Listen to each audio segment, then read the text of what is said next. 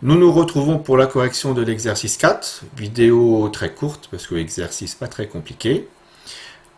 On nous demande d'indiquer si ces nombres-là appartiennent à la courbe ou pas. D'accord? Donc on est toujours avec la fonction f de x égale x au carré. Mais tous les points qui appartiennent à cette courbe-là, ils ont tous une particularité, c'est qu'ils sont de cette forme-là, x au carré. Donc il faut juste vérifier que l'ordonnée, donc ici 9, est-ce que 9 c'est bien 3 au carré? Eh bien oui, donc on va l'écrire. 3 au carré est égal à 9, donc A appartient à la courbe. On procède de la même façon.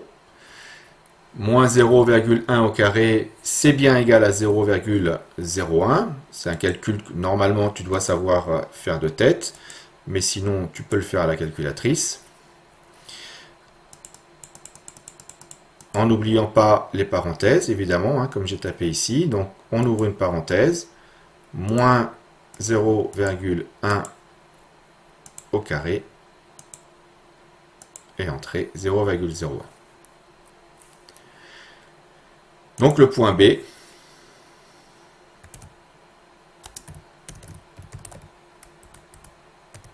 appartient à la courbe. Alors pour le point C, il a pour abscisse 1,2, pour ordonnée 1,45. Donc là je vais regarder si 1,2 au carré est égal à 1,45. Non, il n'est pas égal à 1,45, il est égal à 1,44. Donc je conclus que C n'appartient pas à la courbe. Et toi, sur la copie, tu mettrais bien sûr le calcul que tu viens de taper à la calculatrice. Alors l'origine du repère, c'est facile, hein, 0 au carré, ça fait 0. Donc O, qui est l'origine du repère, appartient à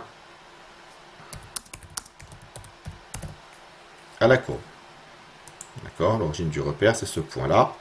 Donc le point de coordonnées 0, 0, on voit bien que la courbe passe bien par l'origine du repère. Alors le point D, est-ce que 4 au carré est égal à 2? Eh bien non, c'est le contraire, c'est 2 au carré qui est égal à 4, mais dans ce sens-là, ça ne fonctionne pas. Donc 4 au carré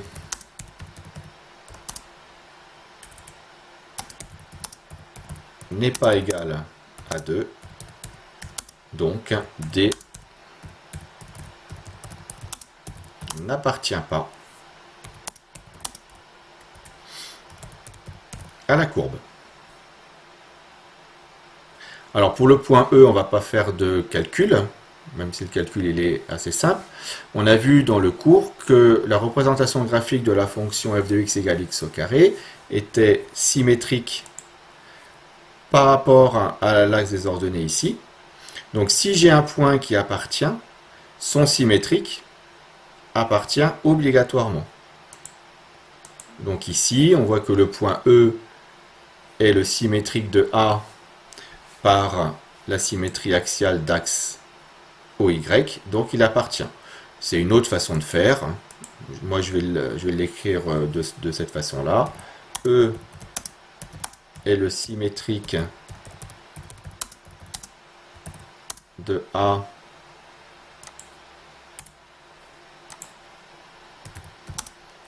par la symétrie d'axe OY. L'axe OY, c'est cet axe-là, hein, c'est l'axe des ordonnées.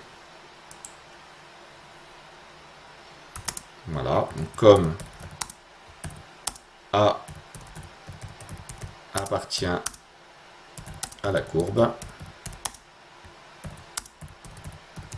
E appartient aussi à la courbe.